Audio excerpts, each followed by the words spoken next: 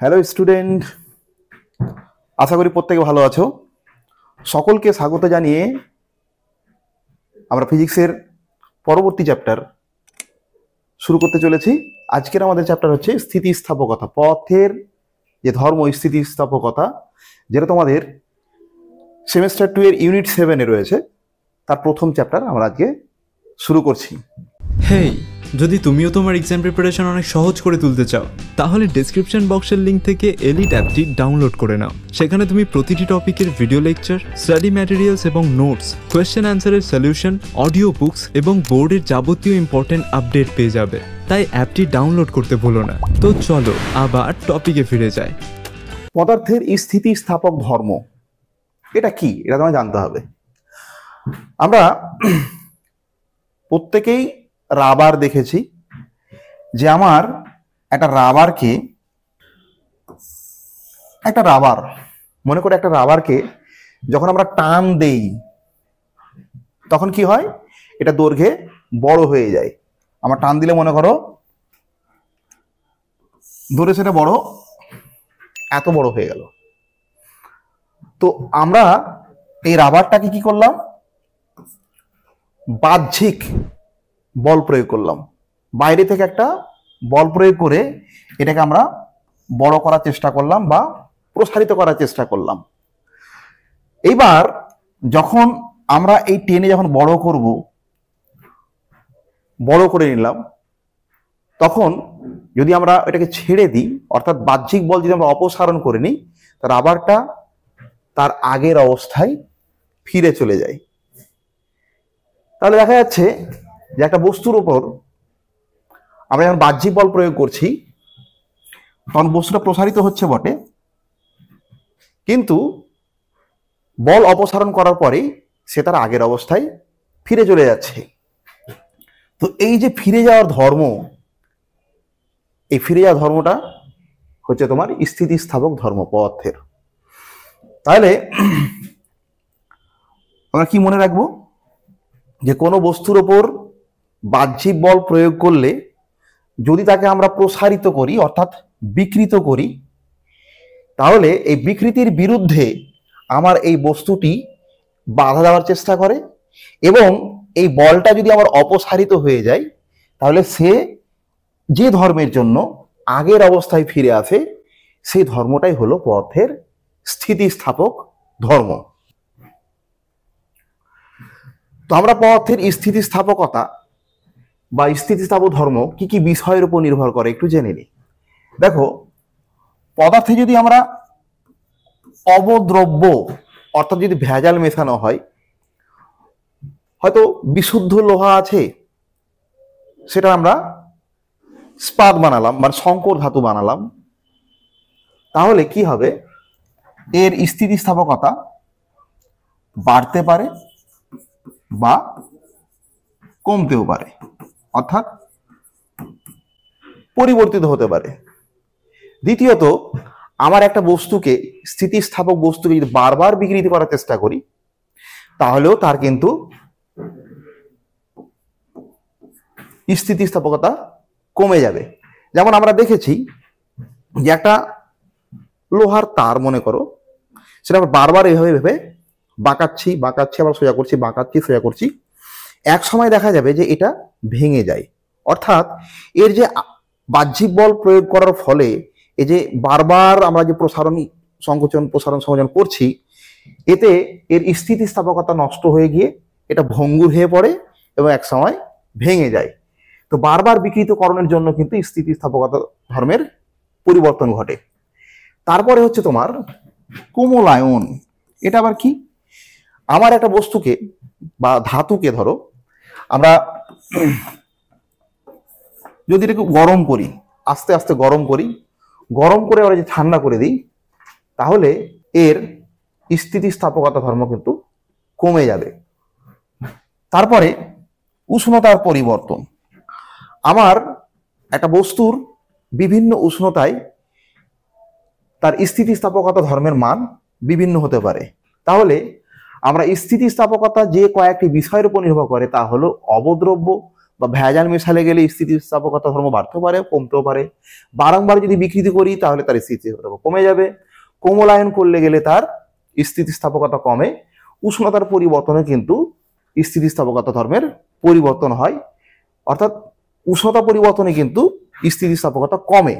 এবারে আমরা স্থিতিস্থাপকতা সংক্রান্ত কয়েকটি বিষয় আমরা জেনে নেব যে স্থিতিস্থাপক বস্তু বলতে আমরা কি বুঝি। স্থিতিস্থাপক বস্তু কোনগুলো?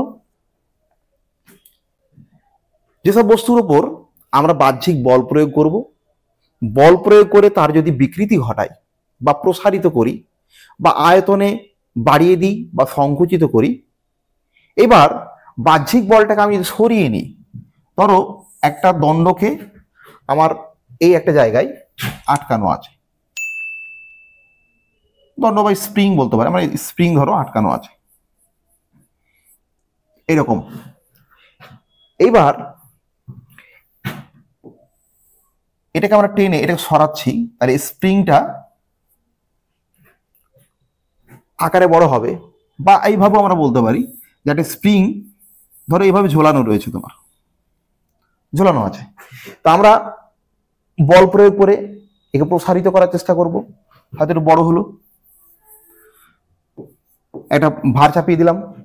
এবার ভার সরিয়ে নিলে গেলে এ যদি আবার সেই এই আগের আকারে ফিরে চলে যায়, তাহলে এটাকে আমরা স্থিতিস্থাপক বস্তু বলবো। এবার দেখো স্থিতিস্থাপক সীমা। আমার এই যে স্প্রিংটাকে আমরা বড় করলাম, মনে করি স্প্রিং এর প্রাথমিক দৈর্ঘ্য এতটা ছিল, এইবার ভার চাপাচ্ছি, ক্রমাগত এই আস্তে আস্তে বড় হচ্ছে বড় হচ্ছে বড় হচ্ছে বড় হচ্ছে বড় হচ্ছে বড় হচ্ছে, এতটা অবধি মনে করো বড় হলো। ভার চাপানোর ফলে এর দৈর্ঘ্যের বৃদ্ধি ঘটলো। এখন এতদূর পর্যন্ত আমরা যদি বাহ্যিক বল বা ভার চাপাই, তাহলে প্রসারিত হয়ে আগের অবস্থায় ফিরে যাবে। কিন্তু এই ভারের চাইতে একটু যদি বেশি ভার আমরা প্রয়োগ করে ফেলি, তাহলে তাহলে দেখা যাবে এর যে পূর্বের দৈর্ঘ্য থেকে একটু বিকৃতি ঘটে যাচ্ছে, সামান্য বিক্রি ঘটে যাচ্ছে। তাহলে যতদূর অবধি বা যতটা ভার অবধি কি হবে, এ বাহ্যিক বল প্রয়োগে যেমন যেমন প্রয়োগ হবে তেমন তেমন বিকৃতি হবে, এবং বল অপসারিত করে নিলে গেলে সে আগের অবস্থায় ফিরে চলে যাবে। তাহলে এটা বস্তুটা যে স্থিতিস্থাপক বস্তু, এবং এই যে একটা নির্দিষ্ট সীমা বলছি আমি, যে এই ভারের চাইতে বেশি ভার প্রয়োগ করলে গেলে এ ঠিক আর আগের অবস্থায় ফিরে যাবে না, একটু বিকৃতি থেকে যাবে। এইটাকে বলছি আমি স্থিতিস্থাপক সীমা। স্থিতিস্থাপক সীমার মধ্যে আমার বস্তু কি হয়, স্থিতিস্থাপক ধর্ম প্রদর্শন করে। এবার দেখো পূর্ণ স্থিতিস্থাপক বস্তু কাকে বলছি আমরা। স্থিতিস্থাপক সীমার কথা যেটা বললাম আমরা, যে স্থিতিস্থাপক সীমার মধ্যে একটা বস্তুকে যদি বিকৃতি ঘটানো হয় এবং বাহ্যিক বল যদি অপসারণ করি, সে যদি পূর্বের আকারে যতটা দৈর্ঘ্যের ছিল বা যতটা আয়তনের ছিল যদি ঠিক আগের অবস্থায় ফিরে যেতে পারে, তাহলে তাকে পূর্ণ স্থিতিস্থাপক আমরা বস্তু বলবো। আংশিক স্থিতিস্থাপক বস্তু একই রকমই, যে আমার একটা বস্তুকে আমি ধরো টেনে বড় করলাম, তার প্রাথমিক দৈর্ঘ্য ছিল মনে করে এতটা, সে যদি আগের কাছাকাছি অবস্থানে ফিরে আসতে পারে, মোটামুটি এতটা অবস্থানে যদি ফিরে আসতে পারে, তাহলে আমরা বলবো আংশিক স্থিতিস্থাপক বস্তু।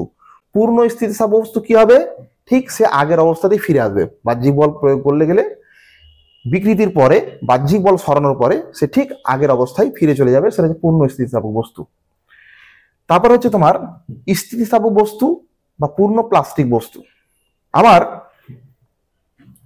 একটা বস্তুকে ধরো আমরা টেনে বড় করছি, যদি যে বিকৃতি ঘটনা হলো সেই একই অবস্থায় থেকে যায়, আগের অবস্থায় ফিরে যেতে না পারে, তাহলে তাকে আমরা বলবো প্লাস্টিক বস্তু। আমরা প্লাস্টিকের পলিথিনকে দেখেছি, যেমন টেনে যদি বড় করি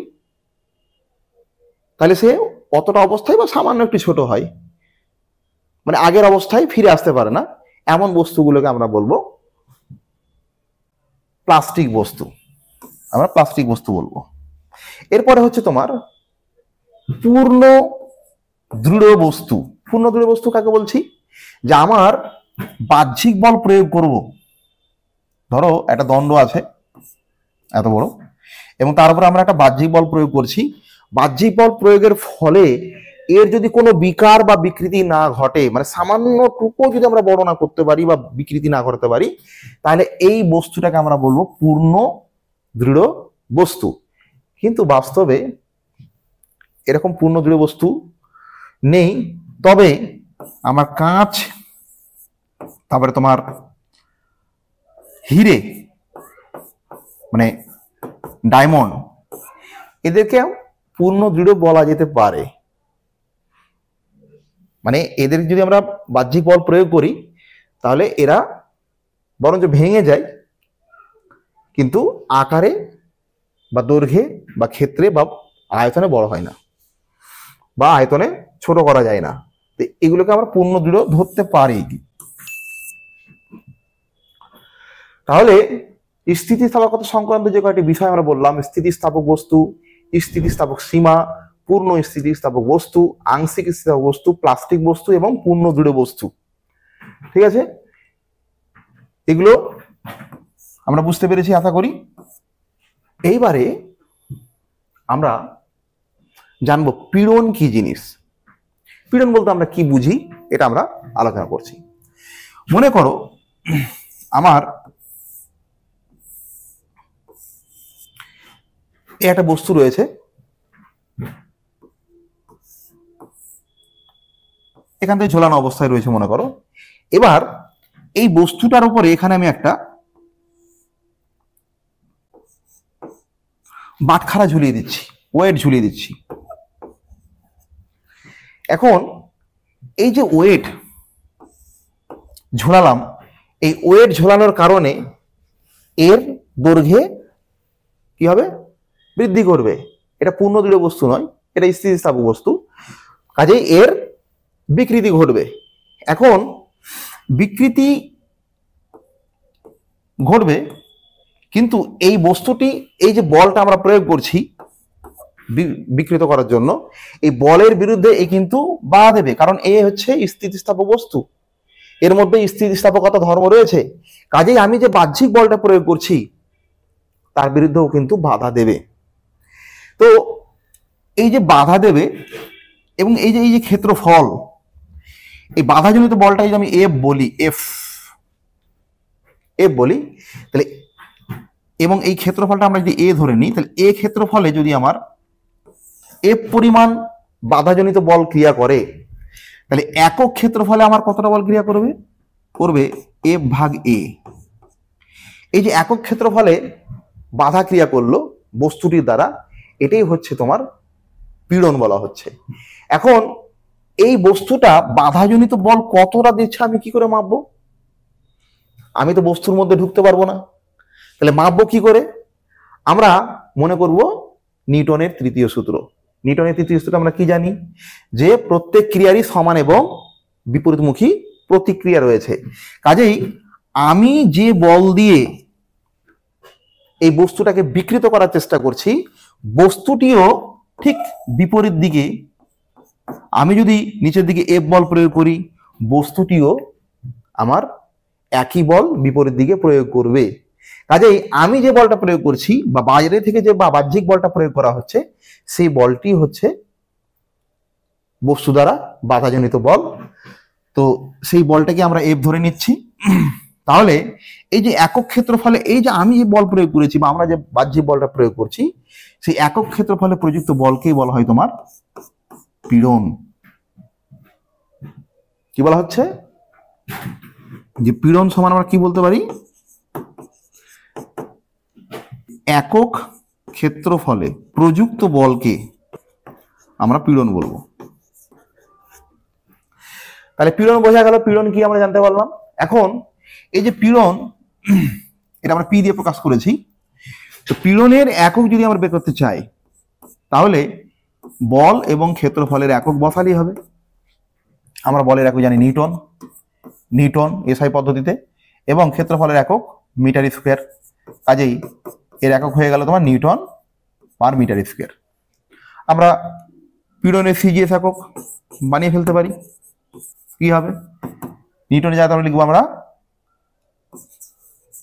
ডাইন লিখবো, মিটার এই জায়গাতে সেন্টিমিটার লিখবো, সেন্টিমিটার টু দি পাওয়ার -2, বা আমরা ডাইন সেন্টিমিটার -2 লিখতে পারি। তাহলে পীড়ন কি বুঝতে পারলাম, পীড়নের একক দেখলাম। এসআই পদ্ধতিতে পীড়নের একক হচ্ছে নিউটন পার মিটার স্কোয়ার, এবং সিজিএস পদ্ধতিতে এর একক হচ্ছে ডাইন পার সেন্টিমিটার স্কোয়ার। এর মাত্রাও আমরা বের করতে পারি। মাত্রা বের করার নিয়ম আমরা জানি। পীড়নের মাত্রা আমরা বের করতে গেলে বলের মাত্রা বসাবো এবং ক্ষেত্রফলের মাত্রা বসিয়ে দেব। কি বেরোবে? ml (10⁻²).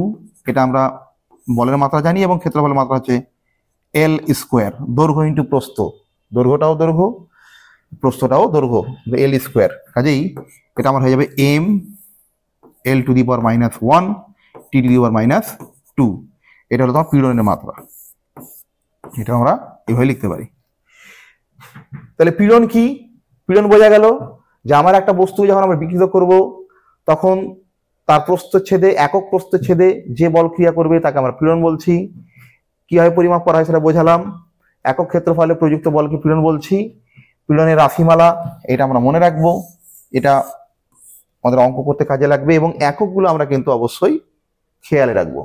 এবারে আমরা দেখব অভিলম্ব পীড়ন ও স্পর্শকীয় পীড়ন বলতে আমরা কি বুঝি।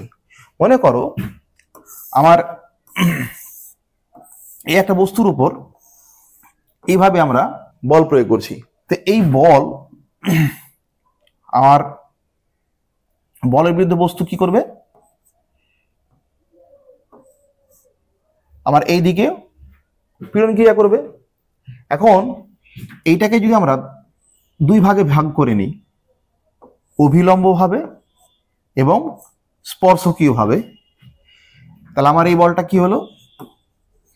এটা বল ক্রিয়া করছি আমরা, এবং এই যে বলটা ক্রিয়া করছে এটা হচ্ছে স্পর্শকীয় বল, আর এইটা যেটা ক্রিয়া করছে সেটা তোমার অভিলম্ব বল। তো অভিলম্ব বল যখন একক ক্ষেত্রফলের উপর ক্রিয়া করবে তখন তাকে আমরা বলবো অভিলম্ব পীড়ন। অভিলম্ব বলকে ক্ষেত্রফল দিয়ে ভাগ করলে আমরা কি পাবো? অভিলম্ব পীড়ন পাবো, অভিলম্ব পীড়ন। আর স্পর্শকীয় বলকে আমরা ক্ষেত্রফল দিয়ে ভাগ করব, স্পর্শকীয় বল ভাগ ক্ষেত্রফল, এটা আমরা বলবো স্পর্শকীয় পীড়ন।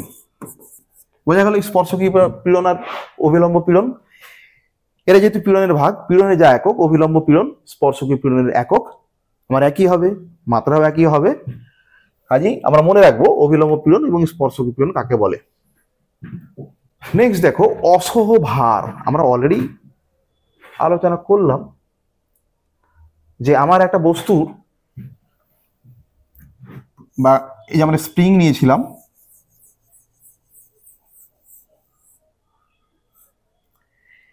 এই স্প্রিং এর এখানে যদি বল প্রয়োগ করি বা ভার চাপাই F1 F2 F3, এইভাবে যদি বলের মান বাড়াতে থাকি তাহলে এর বিকৃতিও বাড়তে থাকবে। এবার স্থিতিস্থাপক সীমার পরে কি হবে? এই বস্তুটি আর সহ্য করতে পারবে না এবং সেটা ছিঁড়ে পড়ে যাবে। তো যতদূর পর্যন্ত আমার এই ভার সহ্য করতে পারে সেই সীমাটাকে আমরা স্থিতিস্থাপক সীমা বলেছি। এখন যে ভার এ সহ্য করতে পারবে না সেই সময়, সেই ভারটাকে বলছি আমরা অসহ ভার। তার কম ভার, হয়তো ম্যাক্সিমাম ভার মনে করো F, যেখানে F হচ্ছে F3 থেকে বড়, F2 থেকে বড় এবং F2 F1 এর থেকে বড়। ম্যাক্সিমাম F বল প্রয়োগ করলে, মানে F বলের চাইতে বেশি বল প্রয়োগ করলে এই যদি এই স্প্রিং যদি ছিঁড়ে যায় তাহলে সেটাকে আমরা বলবো অসহ ভার। এবং এই যে অসহ ভার, এটা যদি F ধরে নিই, F, এটা একক ক্ষেত্রফলে যদি ক্রিয়া করে তখন তাকে আমরা বলবো অসহ পীড়ন।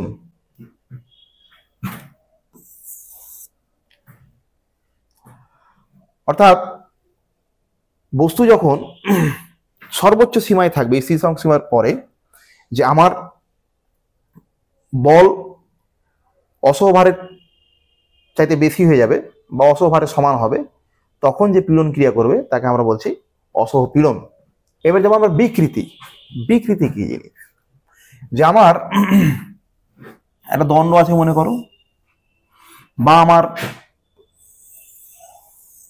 একটা গোলক রয়েছে, অথবা আমার একটা বক্স রয়েছে মনে করো, বক্স, একটা বক্স রয়েছে। আবার এই বস্তুটাকে বল প্রয়োগ করে মনে করো এর প্রাথমিক দৈর্ঘ্য ছিল এল, এবং এটাকে টেনে আমি বড় করলাম, এটা এল ড্যাশ হয়ে গেল, এবং যেটুকু দৈর্ঘ্য বাড়লো, আমার এই যে দৈর্ঘ্যটুকু বাড়লো সেটা এল ড্যাশ মাইনাস এল করে আমরা পাবো এল, ছোট হাতে এল ধরলাম। তো এই এল দৈর্ঘ্যে আমার দৈর্ঘ্য কতটা বাড়লো? এল পরিমাণ বাড়লো। একক দৈর্ঘ্য কতটা দৈর্ঘ্য বাড়লো? সে যে এল বাই ক্যাপিটাল এল। এটা কি বলছি আমরা? দৈর্ঘ্যের বিকৃতি বা অনুদৈর্ঘ্য বিকৃতি বলছি আমরা।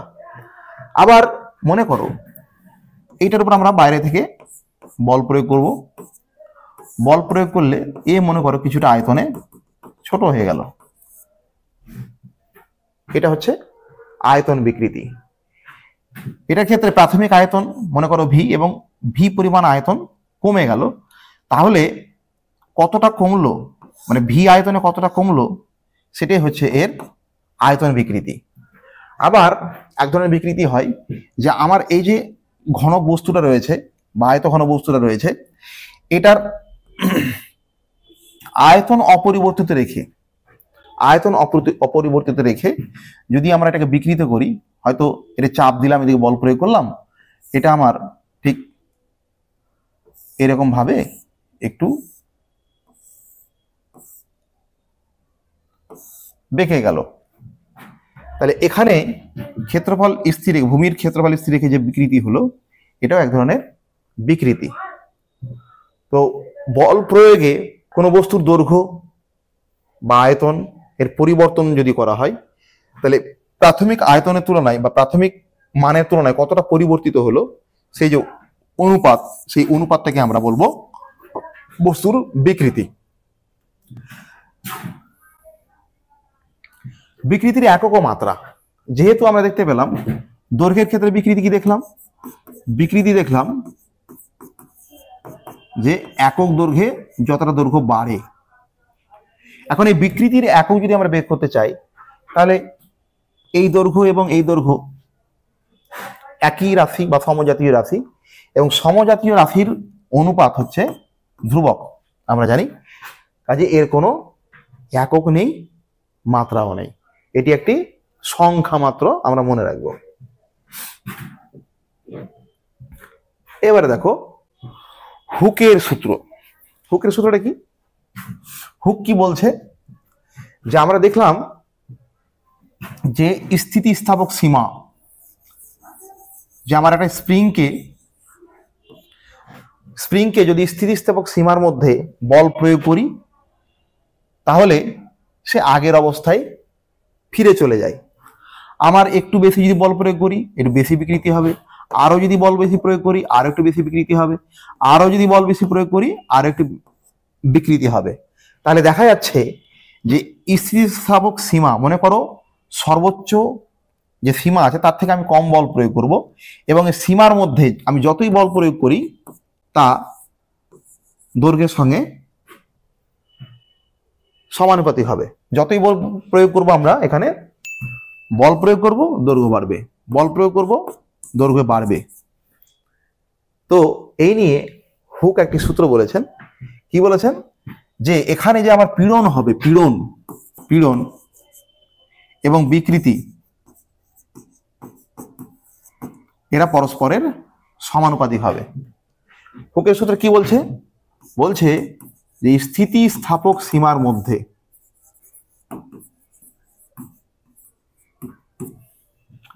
এই যে হুকের সূত্র, যে স্থিতিস্থাপক সীমার মধ্যে পীড়ন বিকৃতির সমানুপাতিক হয়। আমরা এখান থেকেও এই আকারটা বের করতে পারি। তো এটা হচ্ছে হুকের সূত্রের বিবৃতি। এখন এই পীড়ন এবং বিকৃতির এই সমানুপাতিক সমীকরণকে আমরা সমান করতে গেলে একটা ধ্রুবক নেব,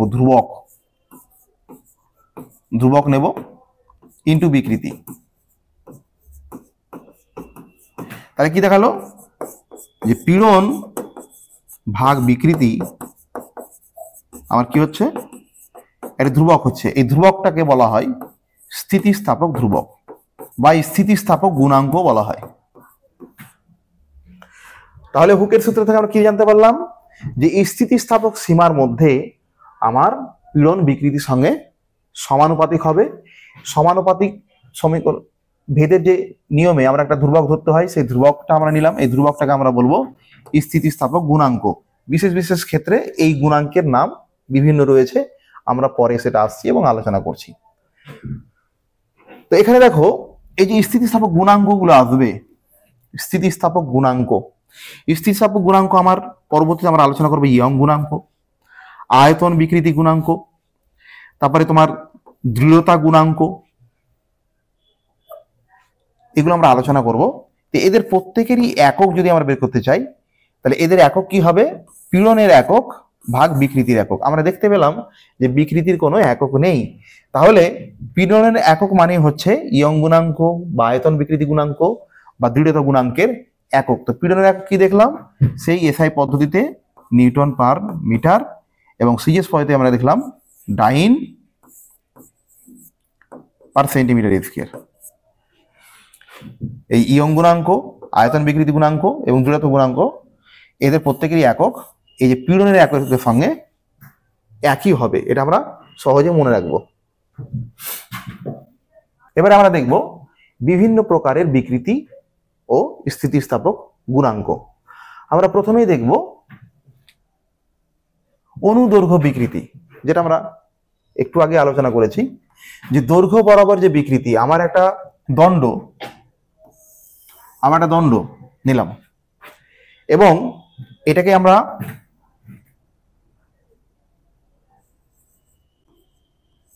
মনে করি একটা তার নিলাম যার প্রস্থচ্ছেদ রয়েছে এ বা আলফা আমরা ধরে নিতে পারি, এবং এটা আমরা বল প্রয়োগ করব। বল প্রয়োগ করলে মনে করো এর প্রাথমিক দৈর্ঘ্য ছিল এল, এবং এটা বেড়ে আমার মনে করো পি কিউ দণ্ড, এটা বেড়ে আর পর্যন্ত বর্ধিত হলো।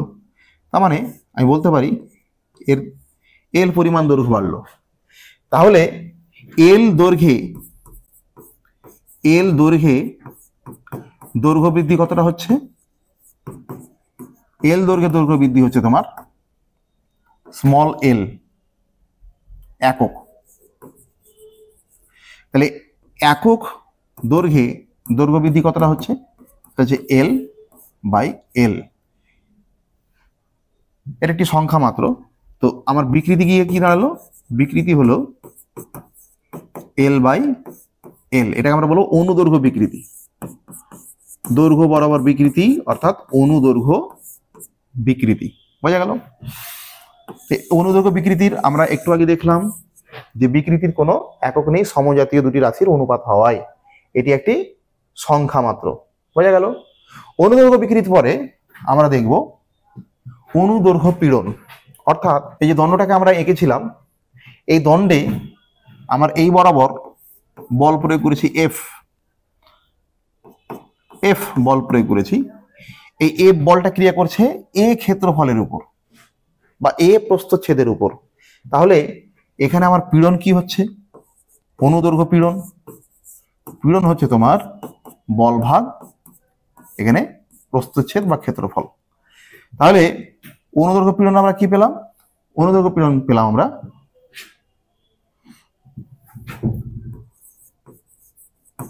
অনুদৈর্ঘ্য পীড়ন বল ভাগ ক্ষেত্রফল। এবারে এই যে অনুদৈর্ঘ্য পীড়ন এবং অনুদৈর্ঘ্য বিকৃতি এরই অনুপাত আমরা নেব, যে ইয়ং গুণাঙ্ক, যে অনুদৈর্ঘ্য পীড়ন এবং অনুদৈর্ঘ্য বিকৃতি, পীড়ন ও বিকৃতি যে অনুপাত সেটা হচ্ছে স্থিতিস্থাপক গুণাঙ্ক। এখানে অনুদৈর্ঘ্য পীড়ন ও অনুদৈর্ঘ্য বিকৃতির অনুপাতকে আমরা বলছি ইয়ং গুণাঙ্ক। ইয়ং গুণাঙ্ক, বিজ্ঞানী ইয়ং এর নামানুসারে ইয়ং গুণাঙ্ক। তো ইয়ং গুণাঙ্ককে আমার ওয়াই দিয়ে প্রকাশ করা হয়, ইয়ং গুণাঙ্ক ক্যাপিটাল ওয়াই। অনুদৈর্ঘ্য পীড়ন আমরা কি পেলাম, এফ বাই এ পেলাম, আর অনুদৈর্ঘ্য বিকৃতি কি পেলাম, small L by capital L. তাহলে ইয়ং গুণাঙ্ক আমরা এটা এভাবে লিখতে পারি, এফ ইন্টু এল মাল্টিপ্লাই হয়ে যাবে এবং ক্ষেত্রফল এ এবং স্মল এল নিচে থাকবে, এই যে ইয়ং গুণাঙ্কের রাশিমালা।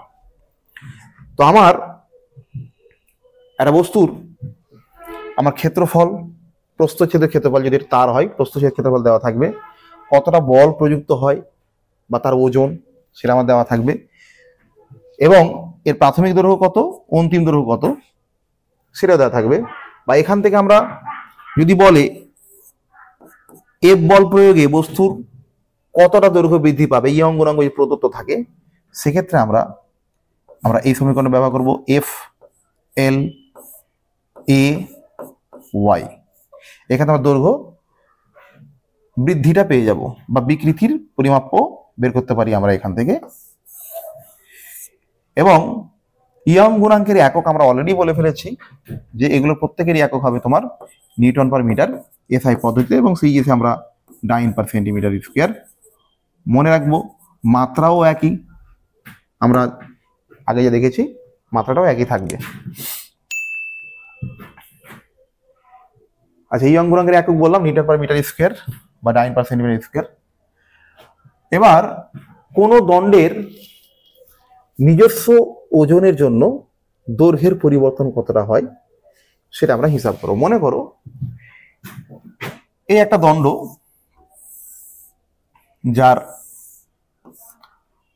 দৈর্ঘ্য তোমার মনে করো ক্যাপিটাল এল, এবং এর ভার কেন্দ্র মোটামুটি মনে করো এই জায়গাতে, অর্থাৎ এল বাই 2 হাইটে রয়েছে আমরা মনে করতে পারি। তো এখানে এর যে নিজস্ব ওজন আছে একটা ডব্লিউ, এটাকে আমরা প্রদত্ত বল বলছি। নিজস্ব ওজনের জন্য মনে করো দৈর্ঘ্য বৃদ্ধি হলো, সামান্য দৈর্ঘ্য বৃদ্ধি হলো মনে করো এল। তো এল এর রাশিমালা আমাদেরকে নির্ণয় করতে হবে। তো আমরা এখানে দেখতে পাচ্ছি যে বিকৃতি কতটা, এখানে অনুদৈর্ঘ্য বিকৃতি কত বের করি। এখানে এর প্রাথমিক দৈর্ঘ্য আমরা ভারকেন্দ্র সাপেক্ষে মনে করো এটা ভারকেন্দ্র জি, এই ভারকেন্দ্র সাপেক্ষে আমরা ধরেছি এল বাই 2। এল বাই 2 তে এর দৈর্ঘ্য বৃদ্ধি হচ্ছে তোমার স্মল এল এবং এল বাই 2, এটা আমরা 2L বাই ক্যাপিটাল এ লিখতে পারি। আর এখানে পীড়ন কতটা ক্রিয়া করবে, পীড়ন হচ্ছে বলটা হচ্ছে এখানে এফ মানে এর ওজন বাই ক্ষেত্রফল, এর ক্ষেত্রফলটাকে আমরা এ ধরছি, এই প্রস্থচ্ছেদের ক্ষেত্রফল আমরা এ ধরে নিলাম। তাহলে এর ইয়ং গুণাঙ্ক কত হবে, ইয়ং গুণাঙ্ক ওয়াই সমান হচ্ছে পীড়ন ভাগ বিকৃতি মানে ডব্লিউ বাই এ ভাগ বিকৃতি হচ্ছে 2L বাই ক্যাপিটাল এল। তাহলে কি দাঁড়ালো, ওয়াই সমান আমার দাঁড়াচ্ছে ডাব্লু বাই এ, এটা আমি উল্টে দিই ক্রস করে, তারপর 2L নিচে চলে এলো, এলটা উপরে চলে গেল। এবারে দেখো এর ভর যদি এম হয় তাহলে এর ওজন কত হচ্ছে mg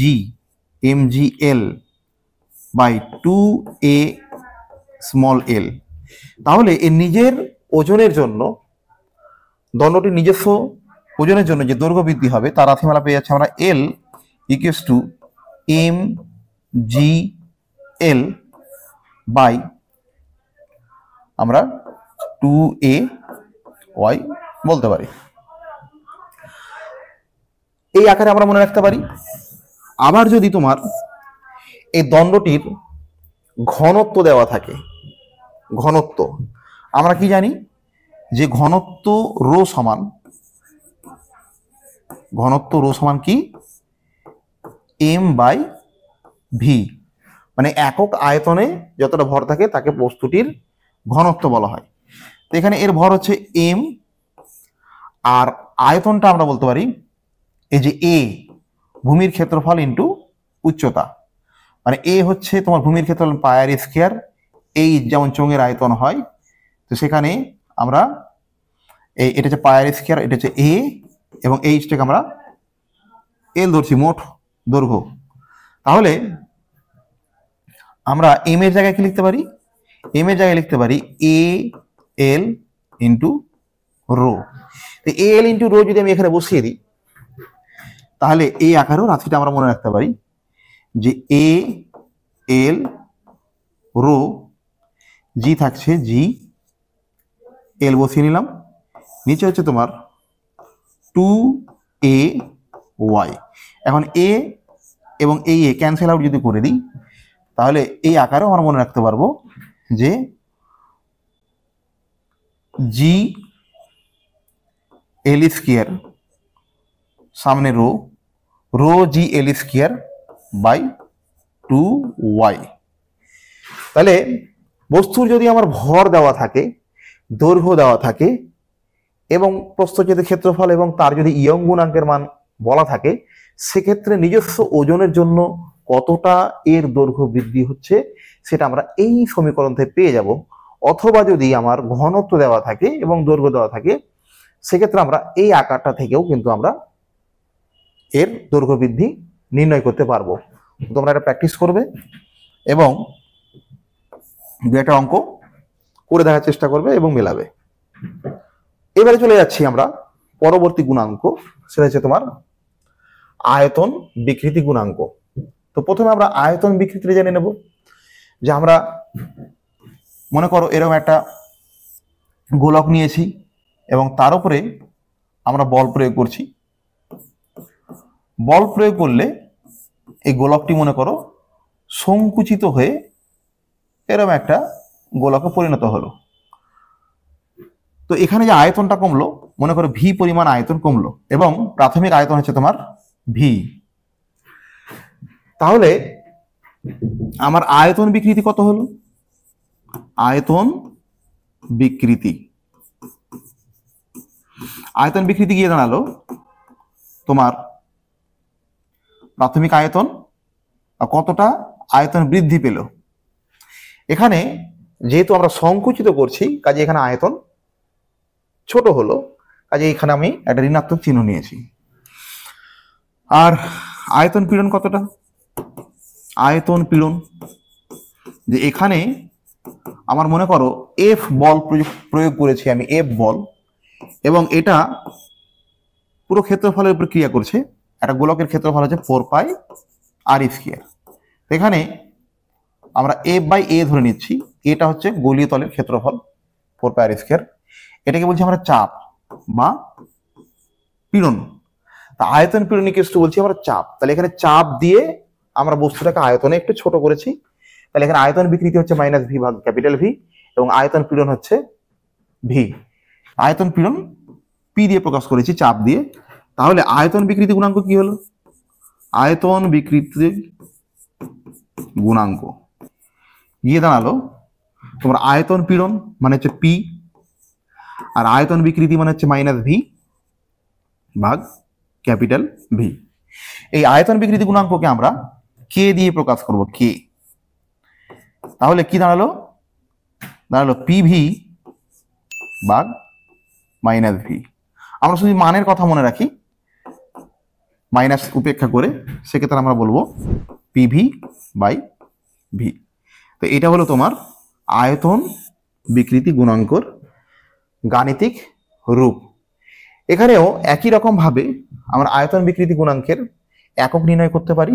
আমরা আগেই বলেছি আয়তন বিকৃতি গুণাঙ্ক, ইয়াং গুণাঙ্ক এবং রিজিডিটি গুণাঙ্ক বা দৃঢ়তা গুণাঙ্ক প্রত্যেকেরই একক হচ্ছে newton per metre square SI পদ্ধতিতে, এবং সিজিএস পদ্ধতি হচ্ছে ডাইন পার সেন্টিমিটার স্কোয়ার। কাজে আমরা এই রাশিমালাটা মনে রাখবো, আয়তন বিকৃতি গুণাঙ্ক। এবার হচ্ছে তোমার সংনম্যতা। আমার আয়তন বিকৃতি গুণাঙ্ক আমরা কি দেখলাম, বিকৃতি গুণাঙ্ক। আমরা দেখলাম আয়তন বিকৃতি, আয়তন পীড়ন ভাগ আয়তন বিকৃতি, এবং এটাকে আমরা কে দিয়ে প্রকাশ করেছি, আয়তন বিকৃতি গুণাঙ্ক। এখন সংনম্যতাটা কি? সংনম্যতা, সংনম্যতা হলো তোমার আয়তন বিকৃতির গুণাঙ্কের অনন্যক। আয়তন বিকৃতি গুণাঙ্কের অনন্যককে আমরা বলছি সংনম্যতা। এখন দেখো, কঠিন এবং তরলের ক্ষেত্রে কি হয়, আমরা বল প্রয়োগ করে কঠিনের বিকৃতি এবং তরলের বিকৃতি খুব কম করতে পারি, বিকৃতি ঘটাতে পারি।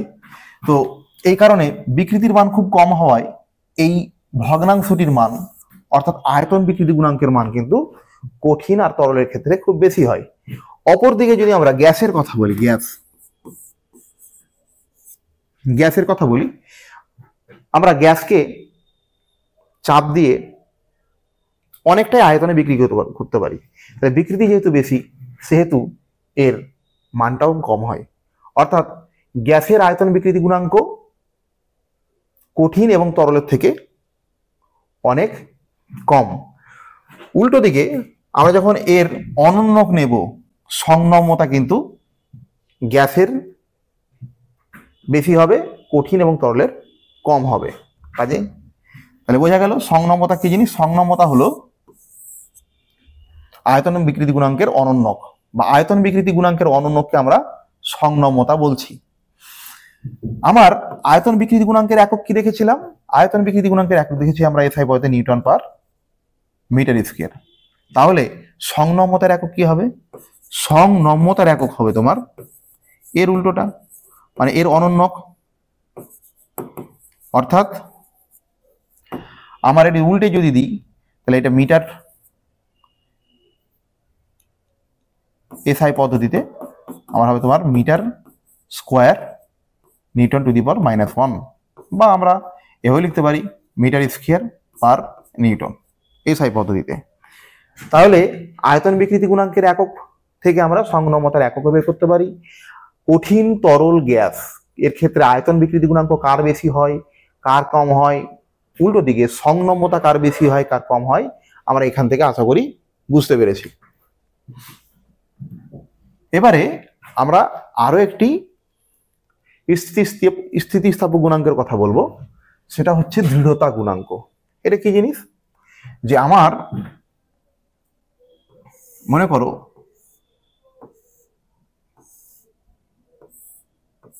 এরকম একটা আয়তঘনাকার বস্তু রয়েছে, আমার এই বস্তুটির আমরা এই প্রান্তে বল প্রয়োগ করব। বল প্রয়োগ করলে এর ভূমিটা স্থির থাকবে, এর ভূমি স্থির থাকবে, কিন্তু এর যে উপরি অংশ একটু হেলে যাবে। অর্থাৎ এর ভূমির ক্ষেত্রফলের কোনো পরিবর্তন হবে না এবং এর সার্বিক আয়তনের কোনো পরিবর্তন হবে না, কিন্তু এখানে আমরা বল প্রয়োগ করলে এই দেওয়ালটি একটু হেলে যাবে। মনে করো থিটা কোন পরিমাণে এটা হেলে গেল, মানে এই দিকটাও তোমার হেলে যাবে,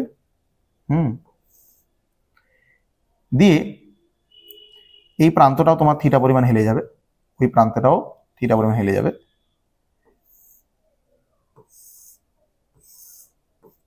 অর্থাৎ বস্তুটাকে যদি আমরা দ্বিমাত্রিক ভাবে আঁকি, তাহলে এইভাবে একটু বিকৃত হয়ে যাবে। তো এখানে যে বিকৃত হচ্ছে থিটা কোণ, এটাই হচ্ছে তোমার কৃন্তন বিকৃতি, কৃন্তন বিকৃতি, এটা আমরা যে থিটা। এখন এই আয়তঘনাকার বস্তুর এই সাইডটার দৈর্ঘ্য যদি আমার এল হয় এবং এই যে ক্ষুদ্র অংশ বিকৃত হলো এটা দৈর্ঘ্য যদি স্মল এল হয়, তাহলে এখান থেকে এটা যদি ভূমি ধরি, এই কোণ সাপেক্ষে ভূমি ক্যাপিটাল এল এবং এটা যদি লম্ব হয়, তাহলে আমরা ট্যান থিটা সমান আমরা কি বলতে পারি? ট্যান থিটা সমান বলতে পারি লম্ব ভাগ ভূমি বলতে পারি এল বাই ক্যাপিটাল এল। এখন থিটা ক্ষুদ্র যদি হয়, খুব সামান্য বিকৃতি যদি হয়, থিটা ক্ষুদ্র হলে গেলে আমরা ট্যান থিটাকে আমরা শুধু থিটা লিখতে পারি, অর্থাৎ থিটা সমান হয়ে গেল এল বাই এল। তো এই যে ক্রিন্তন বিকৃতি পেলাম, এটা আমরা এল বাই এলও লিখে রাখতে পারি। এবারে দেখো এখানে ক্ষেত্রফল আমার যদি এ ধরা হয়, এই পার্শ্বিকার ক্ষেত্রফলটা যদি আমরা এ ধরে নিই এ, তাহলে এর যে পীড়ন হবে ক্রিন্তন পীড়ন, ক্রিন্তন পীড়ন এটা হয়ে যাবে তোমার বল, প্রযুক্ত বল ভাগ ক্ষেত্রফল। প্রযুক্ত বল আমরা কত দিচ্ছি এফ এবং ক্ষেত্রফল হচ্ছে এল। তাহলে আমার যে ক্রিন্তন পীড়ন এবং ক্রিন্তন বিকৃতির যে অনুপাত, এটা বলছি আমরা ক্রিন্তন গুণাঙ্ক, ক্রিন্তন গুণাঙ্ক। এটা হচ্ছে কি ক্রিন্তন পীড়ন, ক্রিন্তন গুণাঙ্ক বিকৃতি। এখানে আমরা এফ বাই এ লিখবো ক্রিন্তন পীড়ন এবং বাই থিটা অর্থাৎ ক্রিন্তন বিকৃতি। থিটা মানটা আমরা যে বসিয়ে নিই, একই রকম ভাবে আমরা F by A L small L পাবো। তাহলে এটাকে আমরা ছোট হাতের এন দিয়ে প্রকাশ করছি ক্রিন্তন গুণাঙ্ক বা ক্রিন্তন বিকৃতি গুণাঙ্ক, ক্রিন্তন বিকৃতি গুণাঙ্ক। তাহলে এন সমান আমার কি দাঁড়ালো F L by A small L, বা আমরা এইভাবে মনে রাখতে পারি এফ এ থিটা, এই আকারেও মনে রাখতে পারি। এটা হচ্ছে ক্রিন্তন বিকৃতি গুণাঙ্ক।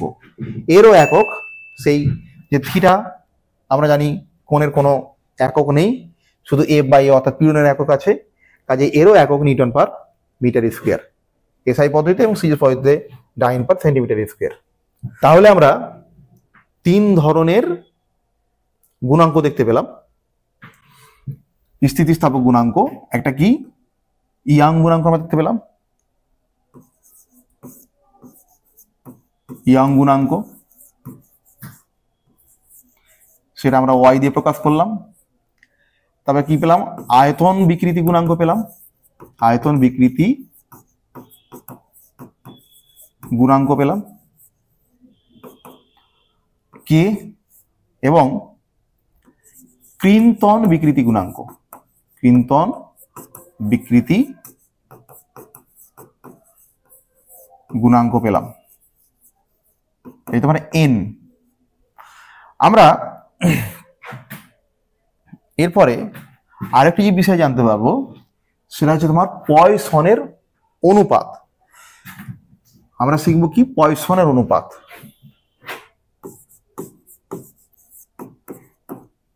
পয়সনের অনুপাত কাকে বলে?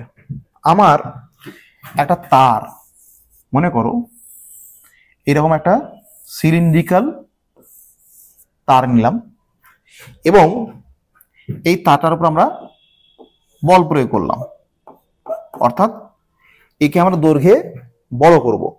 তাহলে দৈর্ঘ্যে যদি বড় করি তাহলে দেখো এই তারটি আমার ঠিক এরকম হয়ে যাবে মনে করো।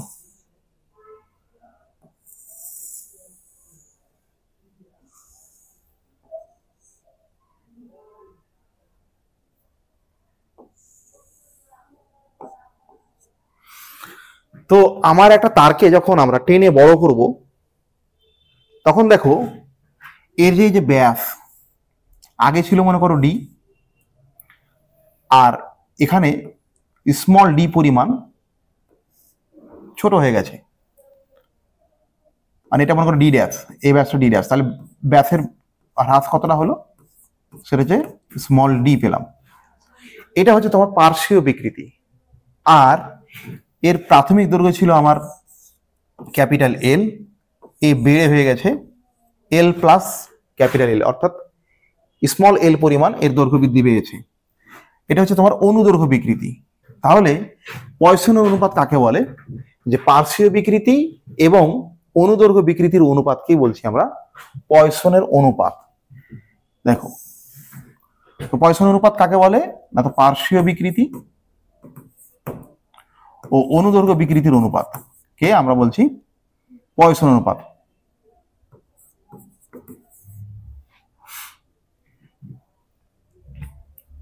তো দেখো, এটাকে আমরা সিগমা দিয়ে প্রকাশ করছি পয়সন অনুপাত।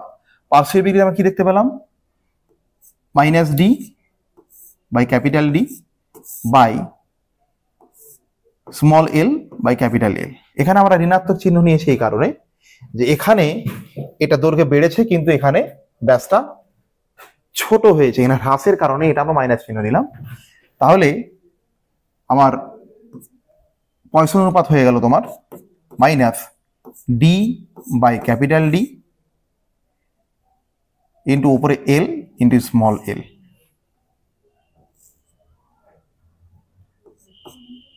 তাহলে এটা হচ্ছে পয়সনের অনুপাত। যেহেতু কথাটাই বলছে পয়সনের অনুপাত, এবং এখানে দেখো পার্শ্বীয় বিকৃতি, এটাও সমজাতীয় দুই রাশি। পার্শ্বীয় বিকৃতি আমরা কি দেখলাম, ডি বাই ডি, এটাও ব্যাস বাই ব্যাসের অনুপাত, এর কোনো একক নেই। অনুদৈর্ঘ্য বিকৃতি একক নেই, আমরা আগে দেখেছি এল বাই স্মল এল। কাজেই এই পয়সনের অনুপাতের কোনো একক নেই, ওই জন্য তার নাম হচ্ছে পয়সনের অনুপাত, অনুপাত আকারে বলা হচ্ছে। তো আমরা এই রাশিমালাটা মনে রাখবো। আমার পার্শ্বীয় বিকৃতি এবং অনুদৈর্ঘ্য বিকৃতির মান যখন দেওয়া থাকবে তখন আমরা এখানে পুট করে অঙ্কের সমাধান আমরা করতে পারবো। তাহলে পার্শ্বীয় বিকৃতি বোঝা গেল, অনুদৈর্ঘ্য বিকৃতি এবং পয়সনের অনুপাত আমরা বুঝলাম। এবার দেখো, আমরা যে বলছিলাম যে আমরা 3 গুণাঙ্ক আমরা দেখেছি এবং এখন দেখলাম পয়সনের অনুপাত, পয়সনের অনুপাত সিগমা।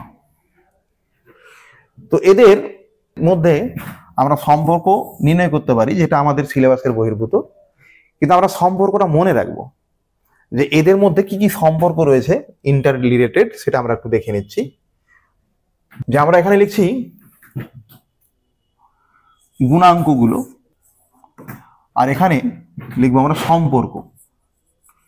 এই সম্পর্কগুলো আমরা মনে রাখবো যে নিউমেরিক্যালস থাকবে সেগুলো করার জন্য।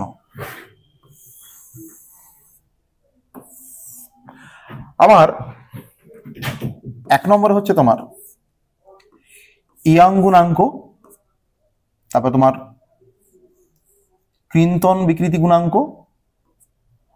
এবং সিগমা। এদের মধ্যে সম্পর্কটা কি? সম্পর্ক হচ্ছে তোমার y = 2n 1 প্লাস সিগমা, মনে থাকবে। তারপরে 2 নম্বর হচ্ছে তোমার ইয়াং গুণাঙ্ক, তারপর আয়তন বিকৃতি গুণাঙ্ক এবং সিগমার মধ্যে সম্পর্ক। কি সম্পর্ক? যে ইয়াং গুণাঙ্ক = 3k 1 মাইনাস 2 সিগমা, মনে থাকবে। 3 নম্বর কি?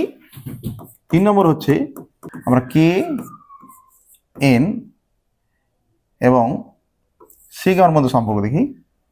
এখানে সিগমা = হবে তোমার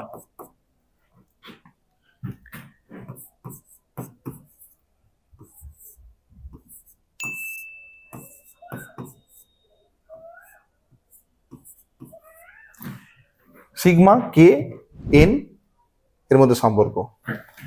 তারপরে হচ্ছে আমরা ওয়াই কে এন এদের মধ্যে সম্পর্ক। এদের মধ্যে সম্পর্ক কি? যে 9/y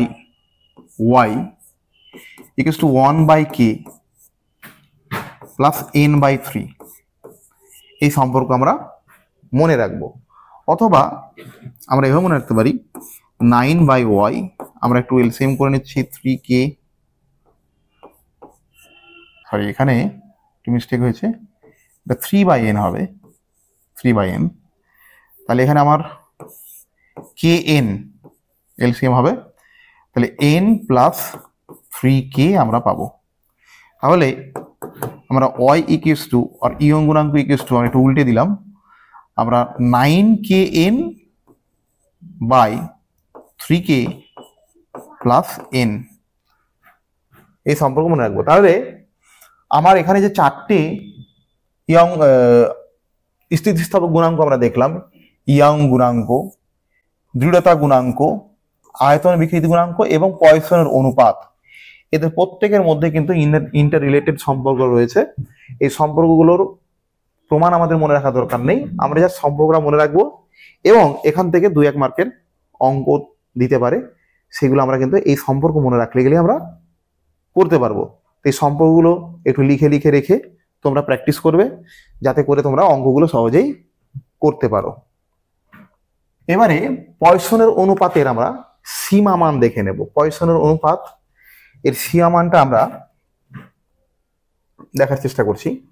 দেখো যে এখানে এই যে দুটো সম্পর্ক আমরা দেখেছি, y ইকুয়ালস টু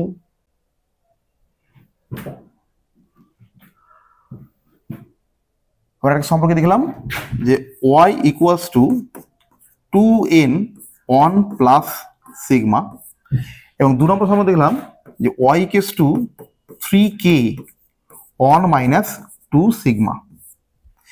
এখন এই যে y by 2n equals to আমরা লিখতে পারি 1 প্লাস সিগমা।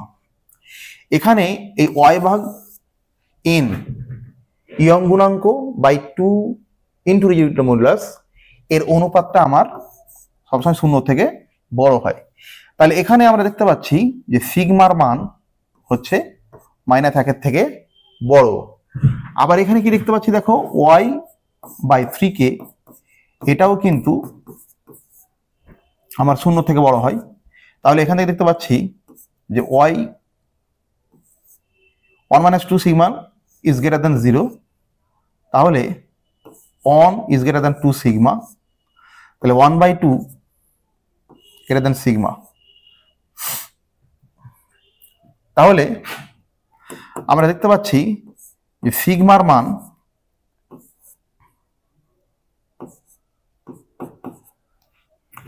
-1 থেকে হাফের মধ্যে, কিন্তু বাস্তবে যেসব পথ রয়েছে তাদের প্রত্যেকের ক্ষেত্রে কিন্তু এই সিগমার মান কিন্তু ঋণাত্মক হয় না। তাহলে সেক্ষেত্রে আমরা মনে রাখবো বাস্তবে সিগমার সীমা এর সীমা কি দাঁড়াচ্ছে যে 0 থেকে বড় এবং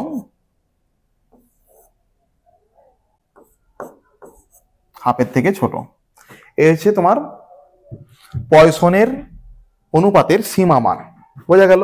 এটা আমরা মনে রাখবো। তাহলে দেখো গাণিতিকভাবে আমরা সিগমার মান দেখতে পেলাম কি -1 থেকে বড় আর হাফের থেকে ছোট, কিন্তু বাস্তবে যেহেতু আমার পয়সন অনুপাত ঋণাত্মক হয় না, ওই জন্য আমরা 0 থেকে হাফ পর্যন্ত মনে রাখবো যে এটাই হচ্ছে পয়সন অনুপাতের বা পয়সনের অনুপাতের সীমা মান।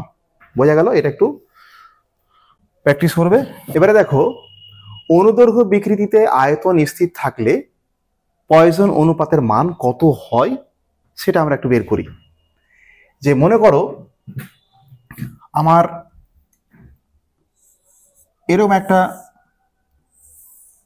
সিলিন্ড্রিক্যাল ওয়্যার, যার ভূমির ব্যাসার্ধ মনে করো r এবং এর দৈর্ঘ্য মনে করো l, আমরা স্মল l ধরছি, স্মল l। তাহলে এর আয়তন কি হবে? এই দণ্ডটির আয়তন হবে তোমার v = πr²h। তো আয়তন যদি স্থির হয়, আমরা আয়তন যদি স্থির ধরে নিই, এখানে আয়তন এবং এই যে পাই এই দুটোই ধ্রুবক, তাহলে আমরা r² এই h মানে এখানে দৈর্ঘ্যটাকে আমরা বলছি l, r² l হচ্ছে ধ্রুবক। আমরা একটা কনস্ট্যান্ট কে ধরে নিতে পারি। এখন এর উভয় পক্ষকে আমরা যদি অবকলন করি অর্থাৎ ডেরিভেটিভ করি, তাহলে কি পাবো? আমরা আর স্কোয়ারকে স্থির রেখে আমরা এল এর ডেরিভেটিভ করব, প্লাস এলকে স্থির রেখে আর এর ডেরিভেটিভ পাবো আমরা 2r dr পাবো, ইকুয়ালস টু কি হবে 0। এখন এই উভয় পক্ষ থেকে মানে এখান থেকে এবং এখান থেকে আমরা আর যদি কমন নিয়ে নিই, আর কমন নিয়ে আমরা এটাকে আর dl plus 2l dr equals 0 আকারে পাবো। তাহলে দেখো কি দাঁড়াচ্ছে, আমার দাঁড়াচ্ছে যে আর dl equals to minus 2l dr। এখন এই দুইটাকে আমি এদিকে নিয়ে চলে আসছি, 1/2। তাহলে কি থাকছে এদিকে দেখো, তোমার যে উপরে লিখছি মাইনাস dr বাই আর, আর এই ডিএলটা এখানে নিচে আসবে, আর এলটাকে নিয়ে চলে যাচ্ছে আমি তলায়। তাহলে দেখো এই যে ডিআর বাই আর এটা হচ্ছে তোমার পার্শ্বীয় বিকৃতি, পার্শ্বীয় বিকৃতি। এবং এখানে যেহেতু আমার দৈর্ঘ্যে যেমন বৃদ্ধি পেয়েছে কিন্তু ব্যাসের দিকে অর্থাৎ ব্যাসার্ধ যে ছোট হয়েছে, ওই জন্য ঋণাত্মক চিহ্ন আমি ব্যবহার করেছি বা নেওয়া হয়েছে। তাহলে এটা হলো তোমার পার্শ্বীয় বিকৃতি, পার্শ্বীয় বিকৃতি। আর তোমার এটা হলো তোমার অনুদৈর্ঘ্য বিকৃতি, অনুদৈর্ঘ্য বিকৃতি।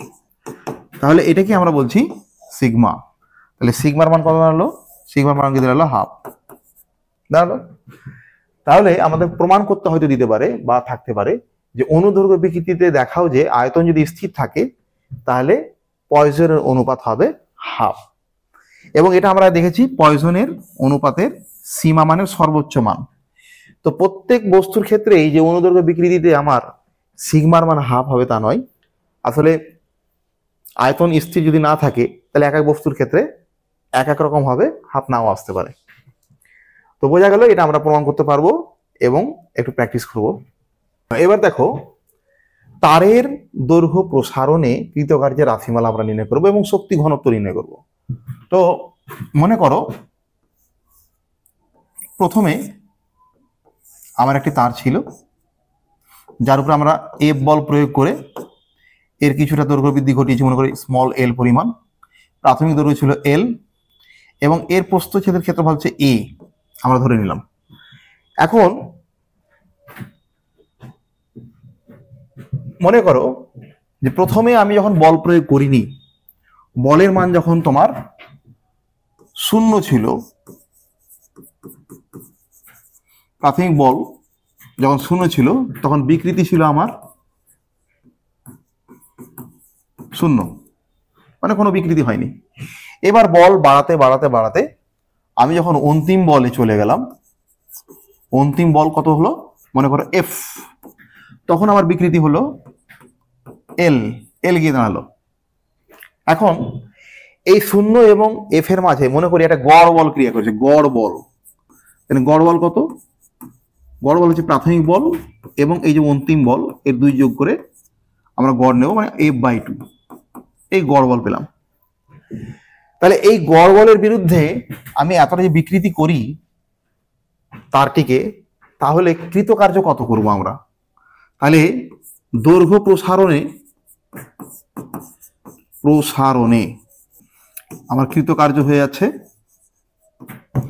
W সমান গড় বল গুণিত এখানে সরণ, মানে বিকৃতিটাই সরণ, এখানে যতটা বিকৃতি ঘটিয়েছি। তাহলে গড় বল হচ্ছে তোমার f/2 আর সরণ হচ্ছে এখানে স্মল এল, মানে হাফ FL আমরা বলতে পারি। তাহলে কি দাঁড়ালো যে দৈর্ঘ্য প্রসারণে কৃতকার্য হচ্ছে তোমার হাফ ইন্টু এই প্রসার্ধ যে বল দিয়েছি আমি এফ, প্রসার্ধ বল গুণিত বিকৃতি, এটা বলতে পারি। এবার দেখো আমরা শিখেছি কি, যে ইয়ং গুণাঙ্ক সমান আর কি শিখেছি, ইয়ং গুণাঙ্ক y সমান আমরা দেখেছি F L by A into small L. তো এখান থেকে আমরা এফ সমান আমরা কি বলতে পারি, এফ সমান বলতে পারি Y A small L by capital L. এই এফ এর মান যদি আমি এখানে বসিয়ে দিই, তাহলে কৃতকাজের রাশিমালাটা আমার এইভাবে আসবে যে হাফ এফ এর প্লেসে আমি বসিয়ে দিচ্ছি ওয়াই ইয়ং গুণাঙ্ক প্রস্থচ্ছেদ small L by capital L. এখন এই এলটা ইন্টু করে দিলে গেলে আমি যে রাশিমালাটা পাবো সেটা হচ্ছে কৃতকার্যের রাশিমালা half into Y A small L square by capital L. তাহলে একটি তারের দৈর্ঘ্য প্রসারণে আমার যদি ইয়াং গুণাঙ্কের মান, তারটির প্রস্থচ্ছেদ কতটা বিকৃত করলাম, প্রাথমিক দৈর্ঘ্য ইত্যাদি যদি দেওয়া থাকে, তাহলে এই সমীকরণের সাহায্যে আমরা কিন্তু কতটা কার্য করলাম বা এতে কতটা শক্তি সঞ্চিত হলো সেটা কিন্তু আমরা বের করতে পারবো। আচ্ছা, এইবারে আমরা এই যে শক্তি সঞ্চিত হলো বা কার্য করলাম, এই কার্য একক আয়তনে কতটা করলাম সেটা হচ্ছে এর শক্তি ঘনত্ব। আমার এই এখন আমরা শক্তি ঘনত্বটা বের করব। তো শক্তি ঘনত্ব বের করলে গেলে সেটাকে আমরা ইউ দিয়ে প্রকাশ করছি, মানে ইউ কার্য ভাগ আয়তন। তো দেখো এখানে কার্যের রাশিমালা আমি বসিয়ে দিচ্ছি half into F into L divided by আয়তন। এই তারটির প্রাথমিক আয়তন হচ্ছে তোমার ভূমির ক্ষেত্রফল এ ইন্টু এল, এটা ক্যাপিটাল এল হবে, এ ইন্টু এল। তাহলে দেখো আমার শক্তি ঘনত্ব মানে একক আয়তনে সঞ্চিত শক্তি ঘনত্ব ইউ সমান আমার দেখাচ্ছে half into F by A into small L by capital L. দেখো এই যে এফ বাই এটা কি, এটা হচ্ছে তোমার পীড়ন বল ভাগ ক্ষেত্রফল। তাহলে ইউ সমান আমরা বলতে পারি হাফ ইন্টু পীড়ন into l by l small L by l, এটা হচ্ছে তোমার বিকৃতি। তাহলে আমার তারের দৈর্ঘ্য প্রসারণে যদি বলে যে শক্তি ঘনত্বের রাশিমালা বা একক আয়তনে সঞ্চিত শক্তি দেখাও যে হাফ ইন্টু অনুদৈর্ঘ্য পীড়ন ইন্টু অনুদৈর্ঘ্য বিকৃতি, তাহলে কিন্তু আমরা সহজেই প্রমাণ করতে পারবো। তাহলে আমরা কি করলাম, যে আমার তারের দৈর্ঘ্য প্রসারণে আমরা শূন্য থেকে বলটাকে বাড়াতে বাড়াতে ক্যাপিটাল এফ পর্যন্ত এসেছি, তাহলে একটা গড় বল ক্রিয়া করছে ধরে নিয়ে F/2 বল পেলাম।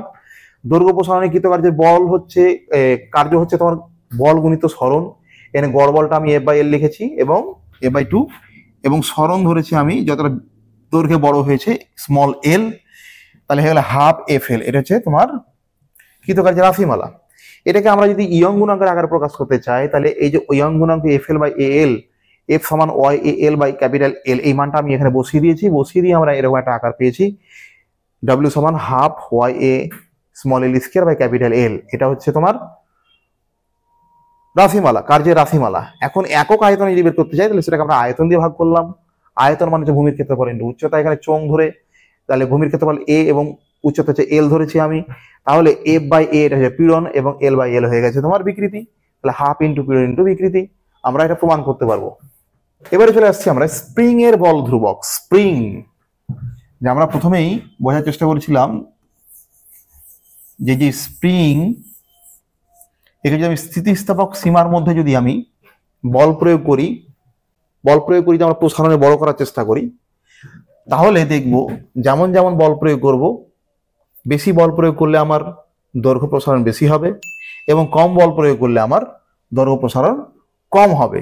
তো এখানে আমরা দেখতে পাচ্ছি যে এখানে বল যদি আমি এফ প্রয়োগ করি এবং এখানে যদি আমার প্রসারণটা হয় তোমার, যদি আমি এক্স ধরে নিই, এক্স প্রসারণ হয়, তাহলে দেখতে পাচ্ছি স্থিতিস্থাপক সীমার মধ্যে বল হচ্ছে প্রসারণের সঙ্গে সমানুপাতিক। তো এখানে এই সমান ভেদের এটাকে আমার যদি সমান করতে চাই তাহলে একটা ধ্রুবক নিতে হবে। ধ্রুবকটা আমি কে ধরলাম, এই যে কে নিলাম, কে ধ্রুবক, সমানুপাতিক ধ্রুবক, এই কেটাকে বলা হচ্ছে তোমার বল ধ্রুবক। কার? স্প্রিং এর বল ধ্রুবক। স্প্রিং এর ধরো বোঝা গেল। তাহলে স্প্রিং এর বল ধ্রুবক যদি সংজ্ঞা যদি বলে, স্প্রিং এর বল ধ্রুবক বলতে কি বোঝো, তাহলে আমরা কি লিখব? স্প্রিং এর বল ধ্রুবক। আমরা সংজ্ঞা দেওয়ার সময় এই এক্সটাকে যদি আমরা একক ধরে নিই, এক্সটাকে যদি আমরা 1 ধরে নিই, তাহলে কে সমান আমার গিয়ে দাঁড়াবে এফ। তাহলে একক দৈর্ঘ্য বৃদ্ধিতে, একক দৈর্ঘ্য বৃদ্ধিতে স্প্রিং এর উপর যে বল প্রয়োগ করতে হয় তাকে আমরা স্প্রিং কনস্ট্যান্ট বা স্প্রিং এর বল ধ্রুবক বলতে পারি, বল ধ্রুবক। বোঝা গেল? আচ্ছা, এইবার এই স্প্রিং এর বল ধ্রুবকের আমি যদি একক বের করতে চাই, এর একক আমরা এসআই একক যদি বের করতে চাই, তাহলে বলের একক ভাগ প্রসারণ অর্থাৎ দৈর্ঘ্যের একক বসালেই হবে নিউটন পার মিটার বা নিউটন পার মিটার, এই আকার লিখতে পারি। আর সিজিএস একক হয়ে যাবে আমার, সহজেই বুঝতে পারছো, যেটা ডাইন পার সেন্টিমিটার। তাহলে স্প্রিং কনস্ট্যান্ট বোঝা গেল যে একক দৈর্ঘ্য বৃদ্ধিতে স্প্রিং এর উপর যে বল প্রয়োগ করতে হয় তাকে স্প্রিং এর বল ধ্রুবক বলা হয়। বল ধ্রুবকের এককগুলো দেখলাম নিউটন পার মিটার, ডাইন পার সেন্টিমিটার। তাহলে স্প্রিং এর বল ধ্রুবক আমরা বুঝতে পারলাম। এবার হচ্ছে স্প্রিং এর শ্রেণী সমবায়। শ্রেণী সমবায়, স্প্রিংকে আমরা পরপর জুড়তে পারি। মনে করো এরকম একটা শেষ হলো, তারপরে আর একটা শুরু হলো, তাহলে পরপর যুক্ত থাকলে গেলে সেটা আমরা বলবো শ্রেণী সমবায়। আবার যদি এইভাবে আমার জোড়া থাকে,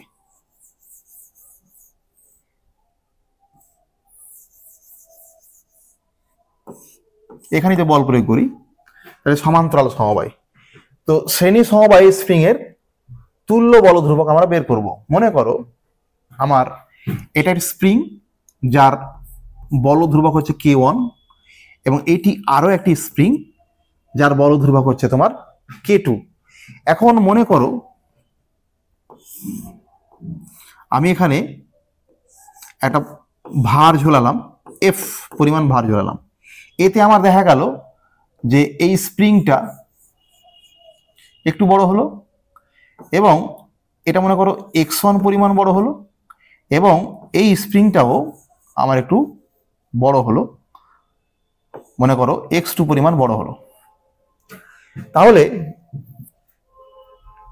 আমার কি বলতে পারি যে প্রথম এই যে স্প্রিংটা, প্রথম স্প্রিং এর ক্ষেত্রে আমি বলতে পারি F সমান K1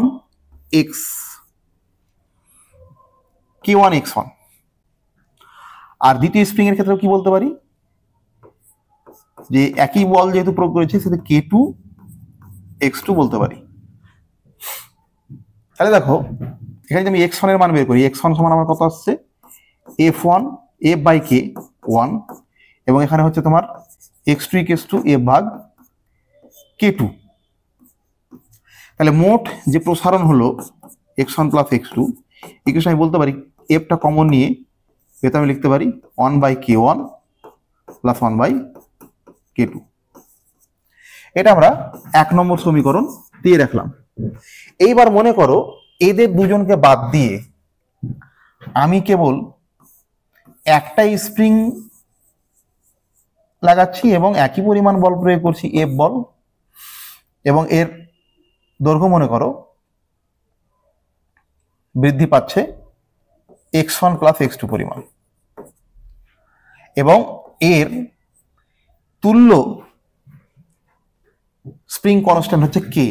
তাহলে এই দ্বিতীয় তারের ক্ষেত্রে আমি বলতে পারি যে তোমার F সমান K x1 প্লাস x2। তাহলে বাদ দিয়ে দেখো আমি কি বলতে পারি x1 plus x2 equal to হয়েছে তোমার f বাই কে। এটাকে আমরা 2 নম্বর সমীকরণ বলতে পারি। এবার এই 1 আর 2 যদি আমি তুলনা করি, 1 ও 2 নং সমীকরণ আমরা যদি তুলনা করি কি পাবো? তুলনা করে পাবো যে এইটা ইকুয়াল টু এইটা। তাহলে আমরা যদি লিখে দিই যে f বাই কে আমার এখানে পাবো x1 প্লাস x2 এর ভ্যালু এখানে f বাই কে, এখানে পাচ্ছি আমি f by k1 1 by k1 plus 1 by k2। তাহলে এদিকে লিখছি আমি f in bracket 1 by k1 plus 1 by k2। তাহলে f ক্যান্সেল আউট করে দিই। তাহলে আমার তুল্য আমার যদি স্প্রিং কনস্ট্যান্ট k হয় তাহলে 1 বাই k সমান আমরা লিখতে পারি 1 by k1 plus 1 by k2 এই আকারে। অথবা এটাকে আমরা এভাবে লিখতে পারি k equals to k1 k2 by k1 plus k2। এটা হচ্ছে তোমার শ্রেণী সমবায়ে দুটি স্প্রিংকে আমরা রাখলে গেলে তার তুল্য স্প্রিং কনস্ট্যান্ট k সমান এটা হবে, তার রাশিমালা আমরা বের করলাম। এখানে আমরা অঙ্কের ক্ষেত্রে এগুলো কাজে লাগে, তোমরা একটু প্র্যাকটিস করবে এবং সূত্রটা মনে রাখার চেষ্টা করবে, তাহলেই হবে। এবারে সমান্তরাল সমবায়ে আমি দেখি কি হয় তুল্য ধ্রুবক। যে আমার এখানে একটা স্প্রিং মনে করো ছিল, আর এখানে একটা স্প্রিং, এই দুটোকে একটা বল দিয়ে প্রসারিত করার চেষ্টা করা হচ্ছে। মনে করো এটাই বল প্রয়োগের ফলে একটু বড় হয়ে গেছে, মনে করো এই এত দূর এলো, এটা মনে করো একটু প্রসারিত হয়েছে, x পরিমাণ দৈর্ঘ্যে মনে প্রসারিত হয়েছে। এর স্প্রিং কনস্ট্যান্ট হচ্ছে k1, এর হচ্ছে k2, এর k1, এর k2। তাহলে আমার প্রথম ক্ষেত্রে আমার সরণ হচ্ছে কত, বল প্রয়োগ করলাম f ইকুয়াল টু k1x, আর এর ক্ষেত্রে হচ্ছে f এর k2x। তাহলে এখানে আমরা যে f বলটা প্রয়োগ করেছি, এই f বলটা মনে করো দুভাগে ভাগ হয়ে প্রথম স্প্রিং এর উপর বল ক্রিয়া করছে f1 এবং এর উপরে f2। তাহলে f1 ইকুয়াল টু আমি লিখতে পারি k1x R f2 equal to লিখতে পারি k2x। তাহলে মোট বল কতটা ক্রিয়া করলো, মোট বল হচ্ছে আমার f1 plus f2 equal to আমি লিখতে পারি k1x প্লাস k2x। তাহলে f সমান হয়ে গেল তোমার, x টা আমি কমন নিয়ে আউট করতে পারি বাইরে। এটা আমরা 1 নম্বর সমীকরণ দিয়ে রাখলাম। এইবার এটার পরিবর্তে যদি আমার সিঙ্গেল একটা স্প্রিং আমরা লাগাই এবং একই পরিমাণ বল আমি যদি প্রয়োগ করি এবং যদি এর প্রসারণ x হয়, তাহলে সেক্ষেত্রে আমরা f সমান আমরা কি লিখতে পারি, f সমান লিখতে পারি kx। এই দুই সমীকরণ 1 নম্বর এবং 2 নম্বর সমীকরণ তুলনা করে পাই 1 ও 2 নং সমীকরণ তুলনা করে আমরা কি পাবো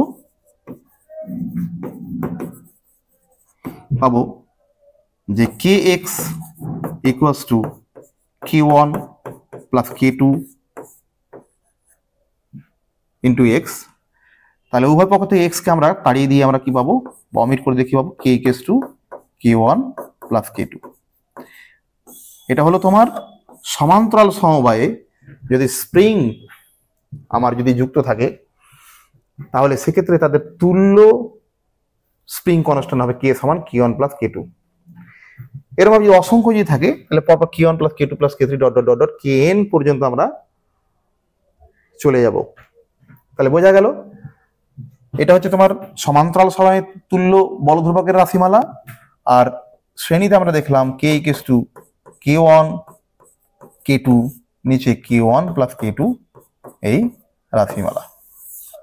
বোঝা গেল? পীড়ন